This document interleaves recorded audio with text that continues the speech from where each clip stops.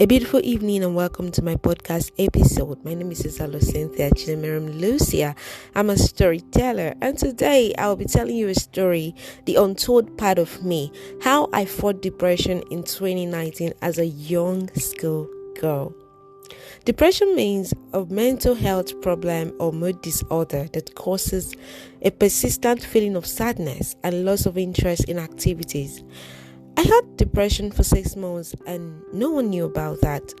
My teacher, Dr. Ben Ono, has sent me a message on Facebook and told me that my performance in his course was really poor and demanded to know why. Unknowing to him, I was experiencing the worst and the hardest moment of my life. My mentor, Chris K, always say, don't be afraid to be vulnerable. Don't be afraid to tell your story. And I'm glad to say that I'm no longer afraid to be vulnerable. I'm out to tell my story. I laugh when I hear people say that God does not exist. But that's not true. God truly exists. I confirmed it and I can testify to that.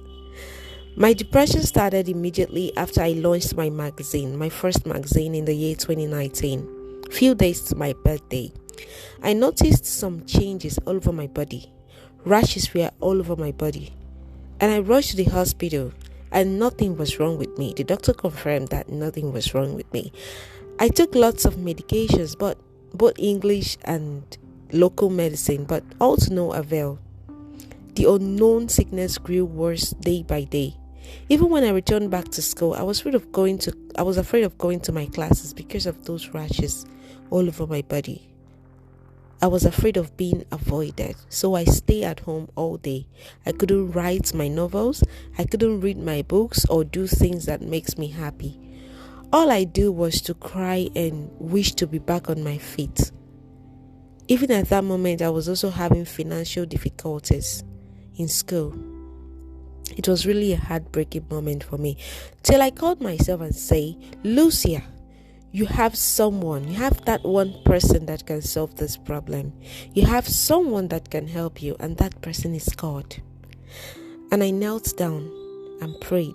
Even when I was praying, the only thing I always say is, God, please help me. God, help me. That was the only thing I could say whenever I'm praying. I managed to write my exam that year, and after that, I left school to Port Harcourt to stay with my mom for her to take good care of me. But you know what happened? I don't even know how it happened, but God came through for me. I became strong without medication because I stopped taking my medications. My pains gradually disappeared.